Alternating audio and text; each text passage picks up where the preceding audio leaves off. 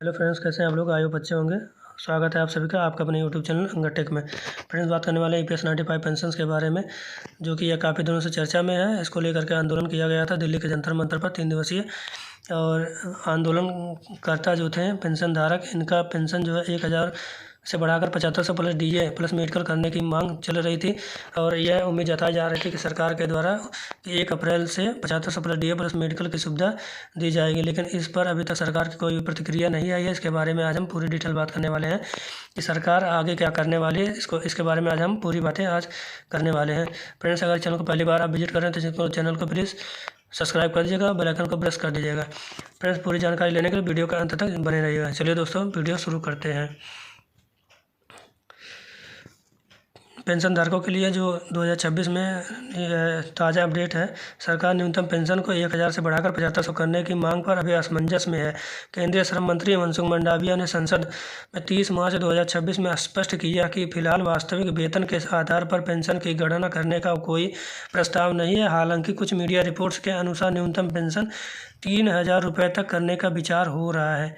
पेंशनभोगी लंबे समय से न्यूनतम पेंशन को बढ़ाकर 7500 प्लस DA करने की मांग कर रहे हैं। सरकार ने संसद में बताया कि फिलहाल 15,000 रुपये की सैलरी सीलिंग को हटाने या पेंशन कैलकुलेशन के तरीके में बदलाव करने का कोई प्रस्ताव नहीं है। वर्तमान में पेंशन की गणना 15,000 रुपये की सीमा पर ही की जा रही है। EPFO 3.0 सुधारों के तहत नियोक्ता का योगदान बढ़ाकर पेंशन में भविष्य में वृद्धि करने का विचार किया जा रहा है। देश में बढ़ती महंगाई और जीवन यापन की लागत के बीच कर्मचारी भविष्य निधि संगठन EPFO से जुड़े पेंशन धारकों के लिए बड़ी राहत की खबर सामने आई है कि केंद्र सरकार ने न्यूनतम पेंशन को बढ़ाकर 7500 रुपये का प्रतिमाह का फैसला लिया है। पहले यह राशि 1000 रुपये थी, जो लंबे समय से पेंशनरों के लिए अपर्याप्त मानी जा रही थी। इस बदलाव से लाखों रिटायर्ड कर्मचारियों और उनके परिवारों को सीधा आर्थिक लाभ मिलेगा। इसके साथ ही 36 मंथ नियम में दी गई राहत ने पेंशन पात्रता को और आसान बना दिया है। अब कम योगदान अवधि वाले कर्मचारी भी पेंशन का लाभ उठा सकेंगे। यह कदम सामाजिक सुरक्षा को मजबूत करने और वृद्धावस्था में आर्थिक स्थिरता देने की दिशा में महत्वपूर्ण माना जा रहा है। आइए विस्तार से समझते हैं EPFO पेंशन हाइक 2026 से जुड़ी और आगे देखते हैं जानकारी इसके। कर्मचारी भविष्य निधि संगठन के तहत आने वाली पेंशन योजना को कर्मचारी पेंशन योजना EPS के नाम से जाना जाता है। यह योजना रिटायरमेंट के बाद नियमित आय सुनिश्चित करती है। 2026 में सरकार ने न्यूनतम पेंशन को 7500 रुपये प्रति माह तय करने का निर्णय लिया है, जो पहले 2014 से 1000 रुपये स्थिर थी।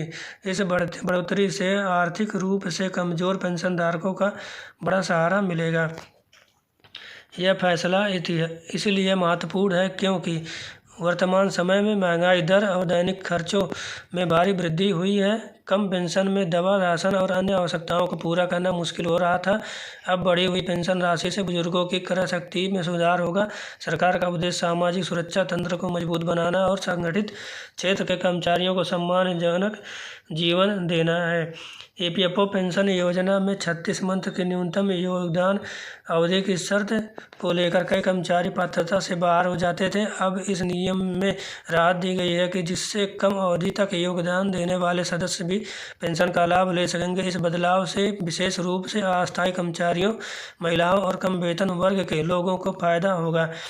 नई पात्रता के अनुसार जिन कर्मचारियों ने कम से कम 10 वर्ष की सेवा पूरी की है, वे पेंशन के हकदार होंगे। रिटायरमेंट की आयु सामान्यतः 58 वर्ष निर्धारित है। विकलांगता या मृत्यु के मामलों में पारिवारिक पेंशन का प्रावधान भी लागू रहता है। इस सुधार से लाखों नए लाभार्थी योजना के दायरे में आएंगे और सामाजिक सुरक्षा कवरेज व्यापक होगा। इसका एक कैलकुलेशन जो होता है, इसके बारे में आज हम बता दें आप लोग को। पेंशन की गणना का फार्मूला, मिलने वाली प्रमुख लाभ जो होता है। EPFO पेंशन की गणना औसत मासिक वेतन जो एवरेज है और कुल पेंशन योग्य सेवा अवधि के आधार पर की जाती है। सामान्य फार्मूला बताए तो पेंशन बराबर औसत वेतन गुणे पेंशन योग्य सेवा बटे 70। हालांकि अब सरकार ने न्यूनतम जो है पेंशन 7500 प्रति माह करने की गारंटी सुनिश्चित की है, जिससे कम वेतन पाने वाले कर्मचारियों को भी पर्याप्त राशि मिल सकेगा। इसके अतिरिक्त पेंशन पर महंगाई भत्ता DA भी लागू हो सकता है, जो समय समय पर संशोधित किया जाता है।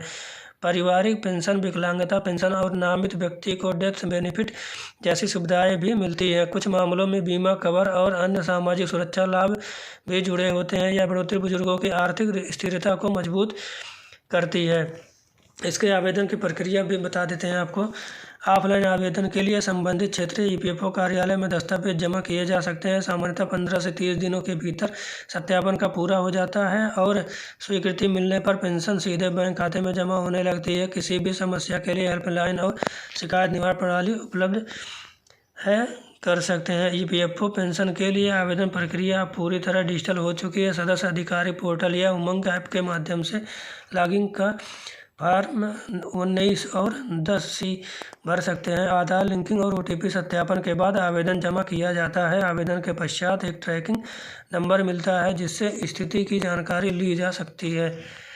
इसमें KYC के बारे में था तो इसको भी आज हम बता देते हैं आप लोग को। पेंशन आवेदन के लिए Aadhaar card, PAN card, bank passbook और EPF पासबुक अनिवार्य दस्तावेज है। इसके अतिरिक्त जन्म प्रमाण पत्र, रिटायरमेंट प्रमाण पत्र और पारिवारिक पेंशन के मामलों में मृत्यु प्रमाण पत्र की आवश्यकता होती है।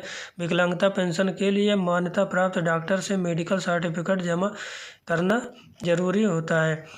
KYC अपडेट करना अत्यंत महत्वपूर्ण है क्योंकि अधूरी या गलत जानकारी के कारण आवेदन रद्द हो सकता है। सभी दस्तावेजों को स्कैन न कर ऑनलाइन अपलोड करना होता है। पुराने सदस्यों को विशेष रूप से अपने बैंक और आधार ब्यौरा सत्यापित रखने चाहिए। ये सही दस्तावेज और समय पर आवेदन से पेंशन प्रक्रिया सरल और तेज बनती है।